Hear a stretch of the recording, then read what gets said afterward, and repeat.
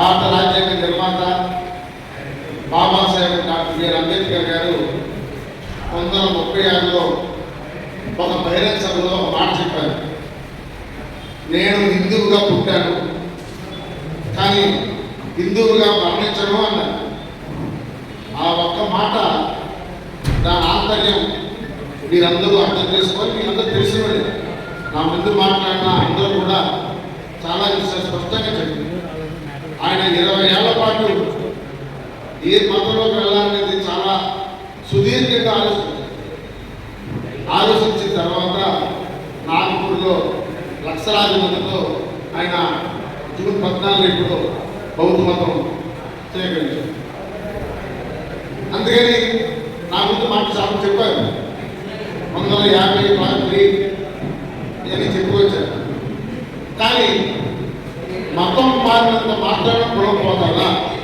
ఇక్కడ మన సబ్జెక్ట్ ఇది పోదు. అది ఇండియా లాంటి దేశంలో అసలు పోదు. ఎందుకంటే ఈరోజు మనం అమెరికాకి వెళ్ళినా ప్రపంచంలో ఏ దేశానికి వెళ్ళినా మనం కులం వెంటాడుతూనే ఉంటాం. ఏ కులం అది ఒక ఎస్సీ కొనట్లేదు అంత. ఎందుకని చాలా మంది దళితులు ఎందుకు క్రైస్తవ మతంలోకి వెళ్ళారు? ఇందాక పెద్ద చెప్పారు ఓటు ఈ సబ్జెక్ట్ మాట.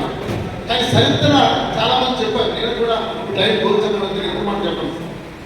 అసలు దళితుల్ని అసలు మనుషులే చూస్తారా? కనీసం నేను మనుషులని గుర్తించారా? అందుకే బాబాసాహెబ్ మాట్లాడుకో నేను హిందువులు పుట్టిన హిందువుగా మాట్లాడుతుంది. ఎందుకంటే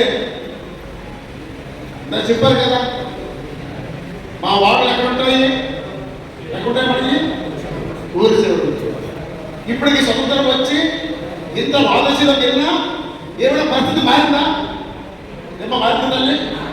ఆ ఊరి సేవలు కదా ఎక్కువ ఉన్నాయి. ఆ అంబేద్కర్ ఊరి సేవలు ఉంటాయి కదా. ఆ బాబు దగ్గర ఊరి సేవలు ఇవ్వరు కదా. మరి ఏం మారిపోయింది? ఎలా మారుతున్నారు? ఏమీ మారలేదు. అసలు మీరు చాలా మందికి ఈ విషయం ఎప్పటి నుంచో ఉన్నా ఈ అంశం అని పక్కన ఎందుకు వచ్చిందో మీకు తెలిసే ఉంటుంది. అమ్మ చెప్పగలరా? ఈ అంశం 2004లో సుప్రీంకోర్టు జడ్జి తీర్పు ఇచ్చాడు. ఏంటో తీర్పు సారాంశం ఏంటి అసలు? ఎందుకంటే మీరు అర్థం చేసుకోవాలి. మన బాపట్ల జిల్లాలో ఆనంద అనే వ్యక్తి 2021లో ఒక ఆదివారం నాడు ప్రార్థన బోధించి తను వస్తున్నాడు. వస్తుంటే అక్కడ ఇతనికి ఒక వాదన జరుగుతుంది. ఒక మనిషిగా ఇట్లా చాలా పచ్చి బుద్ధి తింటారు. మన చాలా పచ్చి బుద్ధి. అసలు బైబిల్ లాగేసుకున్నారు. బైబిల్ చింపేశారు. చెప్పించుకుంటే ఇంత చేసిన తర్వాత వీళ్ళు చేసి కంప్లైంట్ ఇచ్చారు.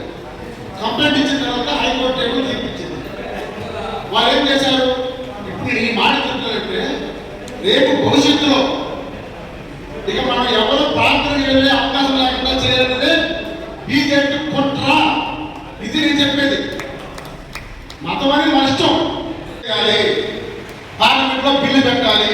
పార్లమెంట్ కేంద్ర ప్రభుత్వం సుప్రీంకోర్టుకి వెళ్ళాలి. సుప్రీంకోర్టుకి వెళ్ళాలి.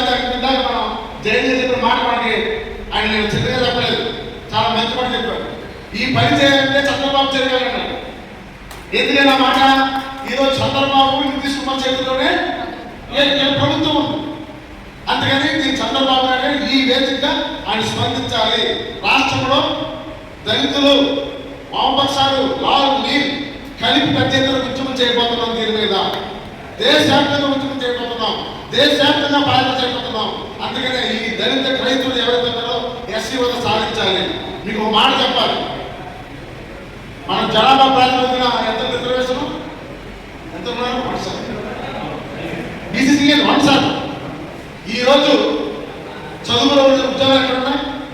బిఏ బొత్తుగా అన్యాయం, ఎంఏ మరీ అన్యాయం. అది సిలబస్ లేకుండా ఇంజనీరింగ్ అందరూ కూడా ఆటోతో ఉన్నారు, సిగ్వీలు ఉన్నారు, ర్యాపిడ్లో ఉన్నారు. అందుకని నా ఈవేది మీద ప్రైవేట్ రంగంలో కూడా రిజర్వేషన్లు కావాలి. ఖచ్చితంగా దాన్ని మనం గవర్నమెంట్ చేయాలి. అందుకని ఈ వేదిక దాన్ని ఉపయోగపడుతూ మీరు చేసే ఉద్యమానికి భారత కమ్యూనిస్ట్ పార్టీ సిపిఐ ఎప్పుడు అండగా ఉంటుందని ముందుంటుందని తెలియజేస్తూ ముగిస్తున్నాను.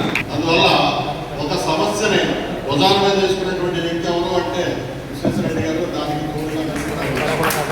ఎందుకంటే ఇవాళ ఈ ఇష్యూ చాలా మంది భయపడి రాలేదు. మీరు ఎక్కువలాగా భావించండి. ఈ ఇష్యూని చాలా మందితో మాట్లాడారు. వీళ్ళండి 10 సార్లు ఫోన్ చేశారు. రాలేదు వాడు. అది మీరు కూడా వెళ్ళకండి అన్నారు. అంటే నేను ఎందుకు వెళ్ళాను? నేనే పెట్టాలి అసలు అఖిలపక్ష సమావేశాన్ని శ్రీకారం ఉంటుంది. అఖిలపక్ష సమావేశాన్ని ఎందుకంటే ఇవాళ ఏది సాధించాలన్నా రాజమండ్రి నుంచే సాధించగలం.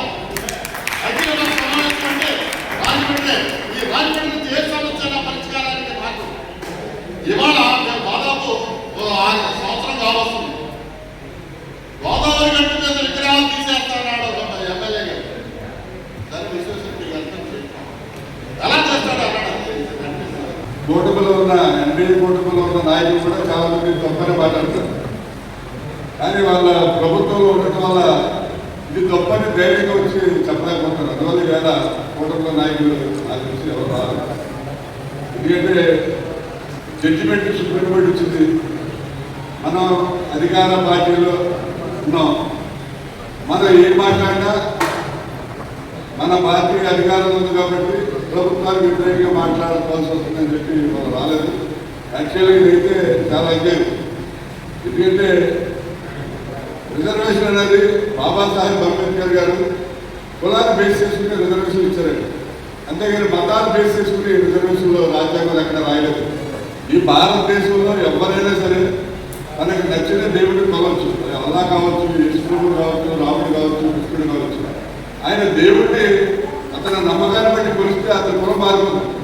ఒక దళితుడు వేళ క్రిస్టియన్ అయిపోయినంతలో అతను మతం మార్చాడని చెప్పి అతని కులం ఎస్సీ కులం మారదు.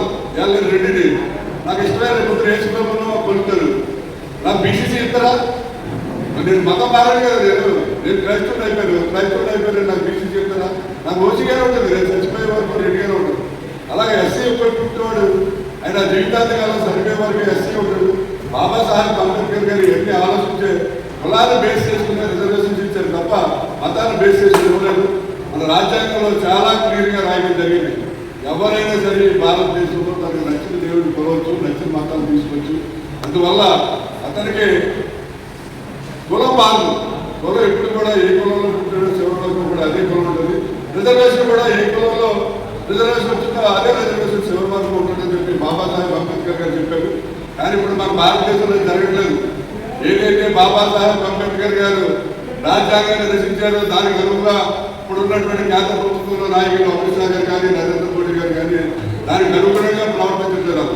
అది ఎంతసేపు వాళ్ళ సొంత రాజ్యాంగం ఇది మన రాజ్యం ఆయన తీసుకురావాలని ప్రయత్నం తప్ప వాళ్ళు బాబాసాహెబ్ అంబేద్కర్ గారు ఏమాత్రం గౌరవం లేదు. నిజంగా గౌరవిస్తే మరి పార్లమెంట్లో అమిత్ షా గారు బాబాసాహెబ్ అంబేద్కర్ గారు సూచించారు. దాన్ని ఎవరు కూడా భారతీయులు ఎవరు సహించలేదు. అలాగే ఈవేళ మరి నరేంద్ర మోడీ గారు సుప్రీంకోర్టు జడ్జిలు, సిబిఐ వాళ్ళు, అలాగే ఎన్ఫోర్స్మెంట్ డైరెక్టర్ వాళ్ళు ఆఖరికి ఎలక్షన్ కమిషనర్ కూడా ఆయన దృష్టిలో పెట్టుకుని ఇలా నరేంద్ర మోడీ గారు ఏం చెప్తే బాగుంటుంది. అసలు భారతదేశం ప్రజాస్వామ్యంలో ఉందా లేదా అనేది మనందరికీ అనుమానం కలుగుతుంది. ఈ జడ్జిమెంట్ కూడా అదే కోపం చెందింది. ఇది కేవలం నరేంద్ర మోడీ గారి యొక్క డైరెక్షన్ లో ఈ భారతదేశంలో దళితులకు అన్యాయం చేయాలి, ఎవరు కూడా క్రీస్తవ తీసుకోకూడదనే ఉద్దేశంతో నరేంద్ర మోడీ గారు ఆధ్వర్యంలో జరిగిన కుట్ర తప్ప ఇది వేరే ఏమి కాదు. ఇది చాలా అన్యాయం. దీని మీద పోరాటం చేయవలసిన అవసరం ఎంతైనా ఉంది. ఇక్కడ మన రాష్ట్ర ప్రభుత్వం చంద్రబాబు నాయుడు గారు అమరావతి మేఘాల మీద మీటింగ్ పెట్టిన తీర్మానం చేశారు. మరి పార్లమెంట్కి వెళ్ళారు. పార్లమెంట్లో అది ఆమోదం చేయడం జరిగింది. అలాగే రాష్ట్రపతి గారు కలిసి ఆల్రెడీ మనకి వైపు వచ్చింది. అమరావతి ఏకైక రాజధాని అని చెప్పి మనకి ఆల్రెడీ అనౌన్స్మెంట్ కూడా అయిపోయింది. దాంట్లో జీవో కూడా ఇష్యూ చేసింది. మరి ఈ విషయంలో ఏదైతే దళితులు క్రైస్తవులుగా మారినందులో వాళ్ళకి కులం మారలేదు కాబట్టి వాళ్ళకి రిజర్వేషన్ పోదనే దాని మీద మరి చంద్రబాబు నాయుడు గారు సీరియస్ తీసుకుంటుంది. మాకైతే అర్థం కాదు. ఆయన తీసుకున్నా తీసుకోకపోయినా ఒత్తిడి చేయవలసిన బాధ్యత దళిత క్రైస్తవుల మీద, అలాగే ఉన్నటువంటి నాయకులు మన భారతదేశంలో ఉన్న అందరి మీద కూడా ఉంది. మీరందరూ కూడా కలిసి మనందరం ఏకగ్రీవంగా మనం పోరాటం చేసినట్లయితే డెఫినెట్ గా మరి రాజ్యాంగంలో మార్పు చేసి ఎవరైనా సరే ఏ మతంలో మారినా వాళ్ళ రిజర్వేషన్ పోవు అనే విషయాన్ని రాజ్యాంగంలో సవరణ చేయవలసిన అవసరం ఉంది అని చెప్పి రాత్రి వదిలేసి మాట్లాడుతుంది. పొద్దునే లేచి ఎవరి వల్ల వాడు పోయేవాడు. ఇప్పుడు కూడా రాజమండ్రి పుస్తకాలు అదే పరిస్థితి. కలెక్టర్ కూర్చుంటాడు, ఎస్పీ కూర్చుంటాడు, స్పెషల్ ఆఫీసర్ కూర్చుంటాడు, ప్రిన్సిపల్ కమిషనర్ కూర్చుంటాడు. అది చేస్తారు ఇక్కడ చూస్తే ఏమి లేదు. ఆ రకంగా చేస్తున్నారు. రాజమండ్రి కార్పొరేషన్కి ఎన్నికలు జరిగితేనే పుస్తకాలు సరిగ్గా జరిగితే, ఎన్నికలు కనుక జరగకుండా కార్పొరేటర్ లేనట్లయితే ఇది వన్ సైడెడ్ గేమ్ లాగా ఆడేసి 500 కోట్ల